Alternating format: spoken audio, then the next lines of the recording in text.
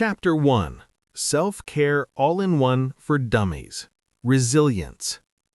Resilience is for everyone. These are typical options when faced with adversity. Stay broken, succumb to stress, fall apart, and stay that way. You're unable to recover normal function. Stay weak, succumb to stress, get injured, partially recover. You're weak and function at a subpar level. Get back to baseline, manage the stress, and bounce back to baseline, whatever that may be.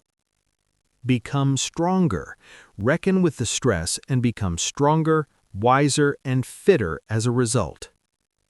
Out of factors that determine resilience, there are two critical factors, and these are as follows.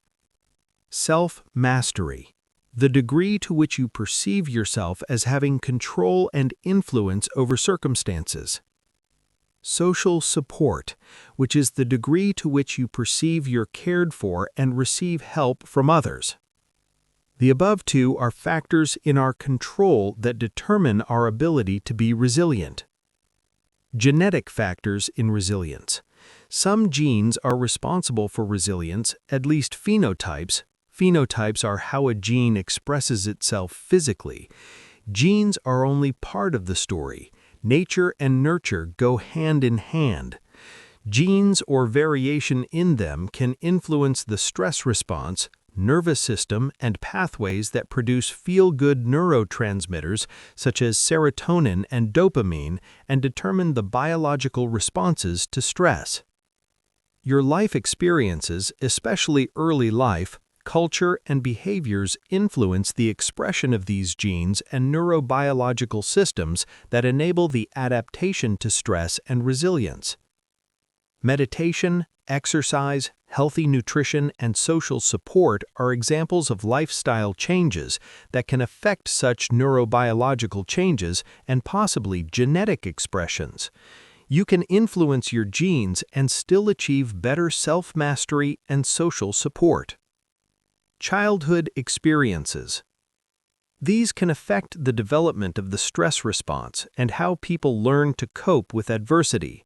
Trauma and abuse can lead to changes in the central nervous system circuitry, a hyperactive stress response, more anxious behavior. Vulnerability to stress can come from learned helplessness. This is caused by things being bad for a long time and leads people to believe they have no control to change the circumstances or situation.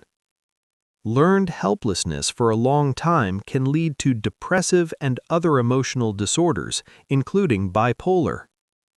The above paragraph basically means that you're more vulnerable to stress, anxiety, and learned helplessness if you experience bad treatment for a long time as a child, especially trauma and abuse. This can lead to long-term depression and mental health conditions like bipolar. People who learn to change behaviors even in adversity, difficult circumstances, and by prevent learned helplessness from happening. In the case of a child being bullied at school, this could be changed by the child receiving a lot of love and support from family, friends, counselors, and being provided with effective coping tools. This will help the child gain the ability to adapt to stress and develop better self-esteem, social behavior, and more immunity to stress. Psychological outlook. A positive outlook has been associated with the following: better protection in the face of adversity, better coping behaviors, quicker recovery times, improved health and well-being, better sense of self-mastery. A negative outlook is associated with or results in increased perception of the magnitude of the stress or exaggeration of the difficulties you can experience and cope with, causing you more stress than is really necessary. Reduced sense of self-mastery, reduced sense of the challenges being manageable, limiting beliefs, negative self-talk, narrow thinking, less effective coping habits. Some further beliefs associated with a positive outlook. These further beliefs result in greater resilience. The belief that success is possible, or optimism. viewing difficulties as opportunities for growth and learning, being able to push forward, being able to accept change, being open to learning from mistakes and failures. Coping habits. There are generally two types of coping habit: adaptive, habits and behaviors to cope with stress that are good for the mind and body; maladaptive, habits that might reduce anxiety and help you cope but are themselves destructive to your health. Adaptive coping habits examples: confront your fears head-on, appraise situations realistically, calming your emotions and maintaining healthy behaviors such as good sleep hygiene and balanced exercise and nutrition regime. Maladaptive coping habits: choosing to avoid dealing with fear, binge drinking, binge eating, throwing yourself into work so hard you aren't sleeping, exercising, or eating appropriately.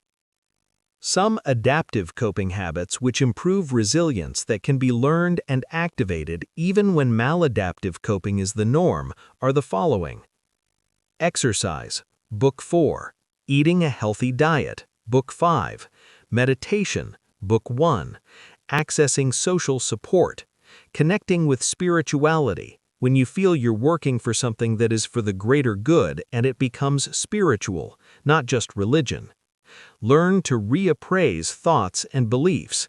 In my personal experience, cognitive behavior therapy is a good way. There could be others more appropriate for a specific condition. Regulating emotions. In my experience, mindfulness is one way.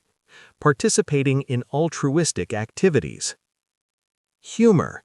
This is good for making you more resilient, helps you release stress. It's a conduit to strengthening social bonds. If you can use humor to adjust to adversity, you cope better. Humor can act as a buffer against stress. Spirituality. Spiritual people are often more resilient individuals. The internal belief systems that guide values, ethics, social behaviors, psychological outlook also influence resilience. People who have a strong sense of purpose or a feeling of connection to a greater whole or to spirituality are more resilient. Studies have shown that purpose in life is a key factor in helping people manage traumatic events, and low spirituality is a key predictor in low resilience. Possible reasons for this include: you have a sense of purpose, a reason to keep fighting; you belong to a spiritual community; you partake in healthy behaviors, not just going to bars, clubs, restaurants, eating fatty foods and staying up late when meeting people; have a more optimistic outlook. Science says spirituality equals better health.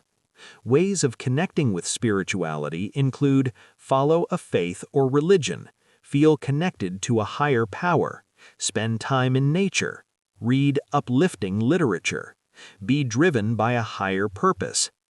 Culture and upbringing determine levels of spirituality. However, it can be cultivated in order to build your resilience.